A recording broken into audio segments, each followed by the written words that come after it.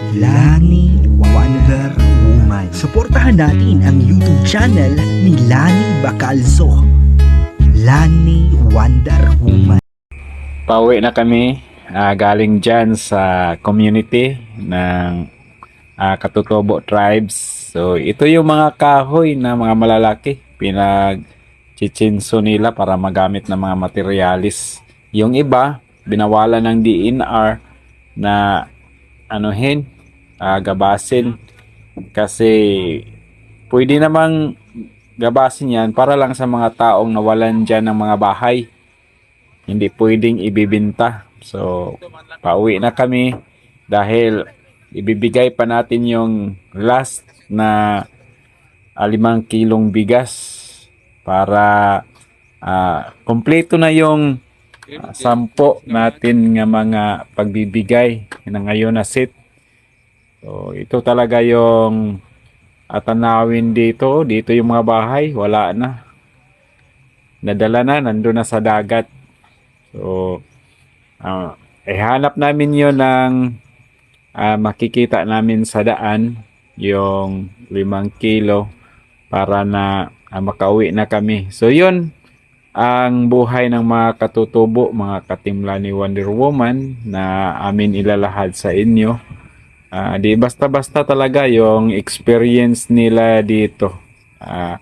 Hindi natin ito nadanas at sana hindi rin mangyari sa atin ito dahil kalunos-lunos ang mga pangyayari. Sa buong buhay ko nakaranas naman ako ng mga bagyo pero hindi tulad sa ganitong baha na yung mga kahoy galing sa bundok binababa dito, no? So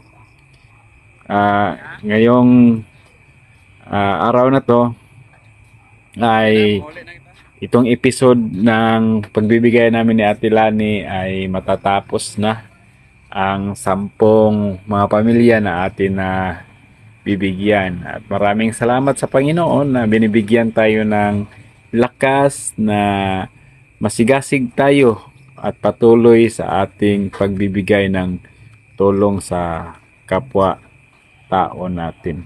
May mga bahay dito na sabihin natin na himalang nakaligtas, no? Dahil sa ginawa ng Panginoon. Yun, itong bahay na dyan na ating makikita sa mga malalayo, siguro ang baha noon siguro umabot sa kanilang mga bintana at bubungan. Ito nga himala nga tong bahay na to. Siya na lang isa ang natitira.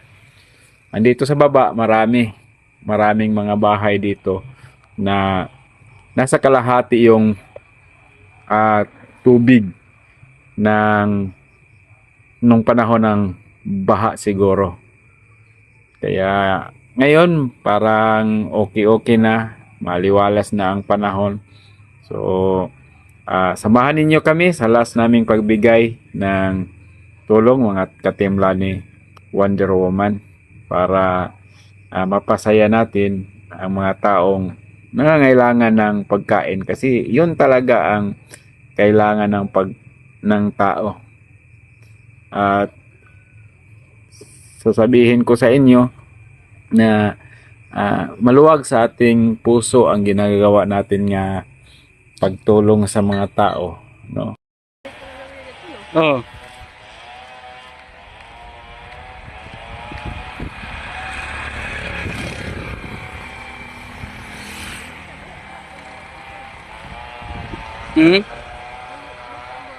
Oo. Makyat talaga yung putik talaga sa sa bahay.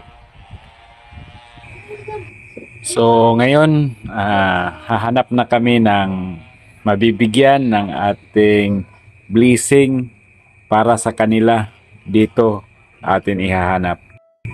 Sa lugar din itong Norcia is may malaki ding ilog. Siguro umapaw din ito ng panahon ng bagyo pero hindi sila masyadong naapektuhan dahil wala siguro mga landslide ng mga bundok doon sa taas, kaya hindi masyadong napuruhan ang mga tao dito. Di katulad doon sa komunidad ng mga katutubo sa Katupgas na maraming bundok ang nalandslide doon sa taas, kaya sinama sa agos ng tubig, kaya nagdulot ito ng baha. Katulad mo lang ni Wonder Woman ay bito.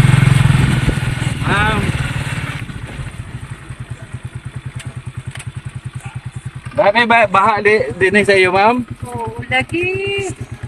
Ma'am, dahil ako hatag sa iyo, ma'am. Hindi, Dere, ma'am. Dere, ma'am. Kanya pangalan niyo, ma'am? Mila.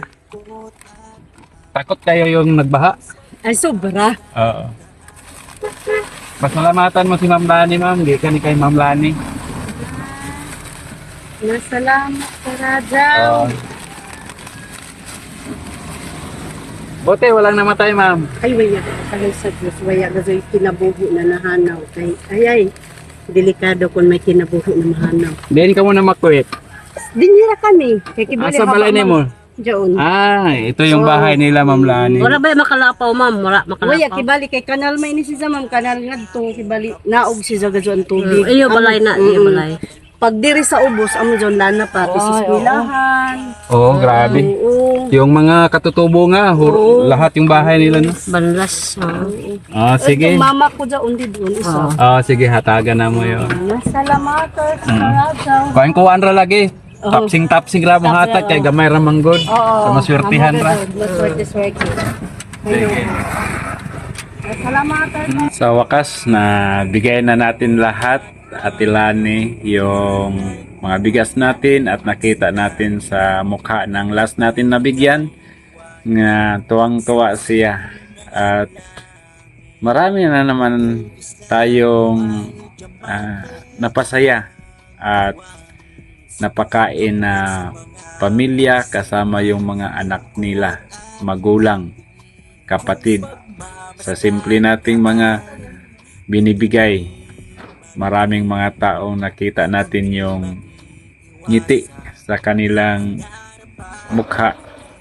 Sumaya ang kanilang mga sarili. At dito nagtatapos ang ating pamimigay. Naway maraming ma-inspired na ang pagbibigay sa ating kapwa ay nagbibigay din sa ating sarili ng malaking kasiyahan.